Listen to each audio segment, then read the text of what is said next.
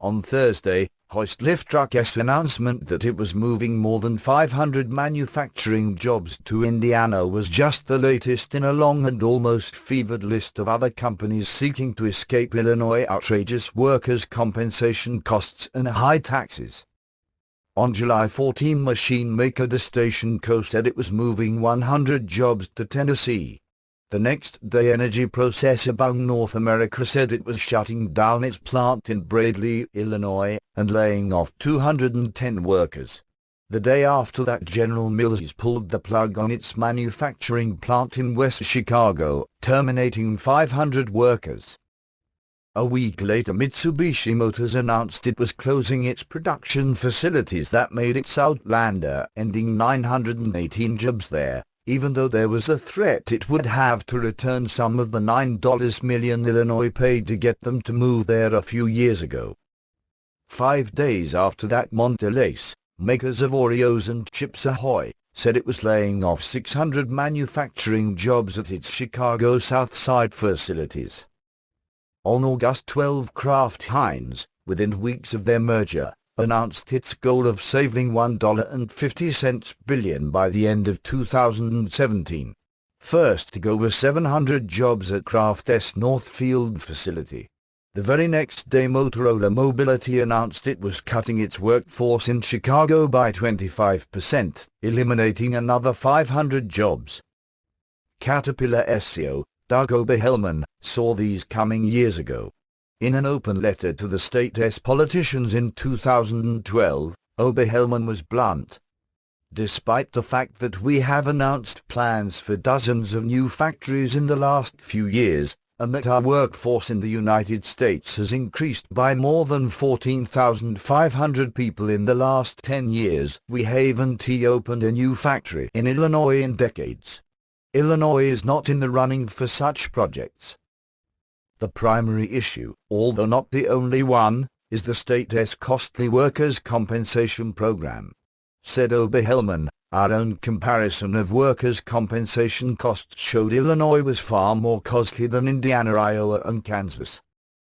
According to Illinois Policy, an independent government watchdog, Illinois companies, including steel fabricators, train car manufacturers, and welding companies, would save almost $10 million in premiums every year just by moving to Indiana without shortchanging their workers. Most of that money doesn't go to help workers injured on the job, or making those jobs safer, but to the lawyers. Don Heder, a professor at Northwestern University, explained, "Workers' compensation in Illinois is one of those things where the benefits flow not just for purposes of industrial safety and protection of the workers. It goes to the real beneficiaries, who by and large are the lawyers. They're either real beneficiaries of this business or aren't." For Marty Flasker, president and CEO of Hoist Liftruck, it was the deciding factor in his company's decision to move. "I love this city, Bedford Park, but if we can keep an extra $2 million per year in our family business by moving 15 miles away, why wouldn't we?" Chief Executive Magazine's 2014 Best and Worst States for Business report ranked Illinois 48th out of 50, with many CEOs venting their opinions on why. Wrote one, "Corruption and union pensions have made Illinois a poor alternative for business.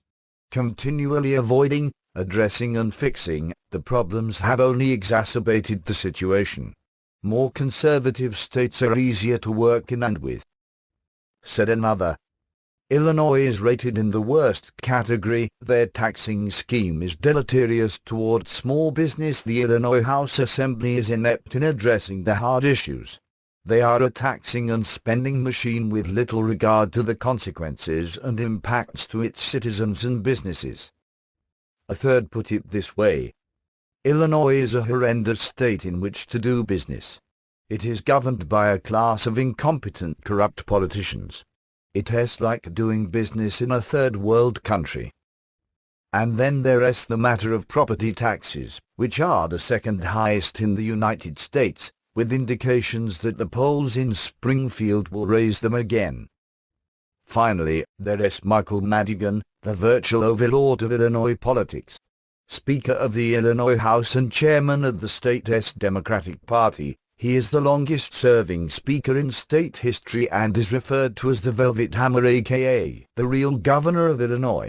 His control style caused Rich Miller, editor of a political newsletter, to claim the pile of political corpses outside Madigan's state house door of those who tried to beat him one way or another is a mile high and a mile wide.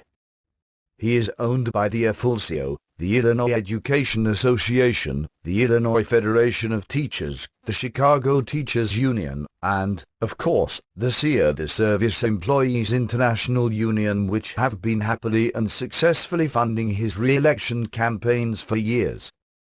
He is also, predictably, a founder of Madigan and Getz & Dana, a law firm that specializes in corporate real estate property tax appeals. The combination of intransigence on the part of Madigan to change the status quo, and the immovable Democratic political machine in Springfield, coupled with high property taxes and outrageous workers' compensation premiums, is impoverishing the middle class. Research from Pew Charitable Trust shows that since 2000 the percentage of Illinois households that are counted as middle class has shrunk from 50% to below 46%. The smallest percentage of any state in the Midwest.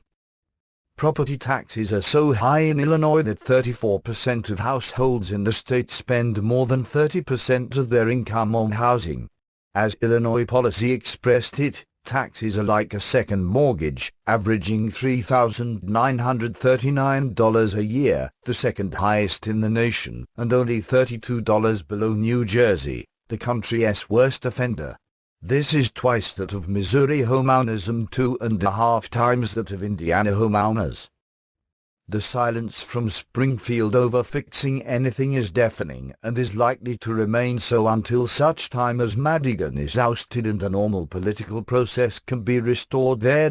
Until then, expect the flood of companies and jobs to continue to flow outward from Illinois to more sensible states such as Indiana, Missouri, Iowa, Kansas, and Michigan.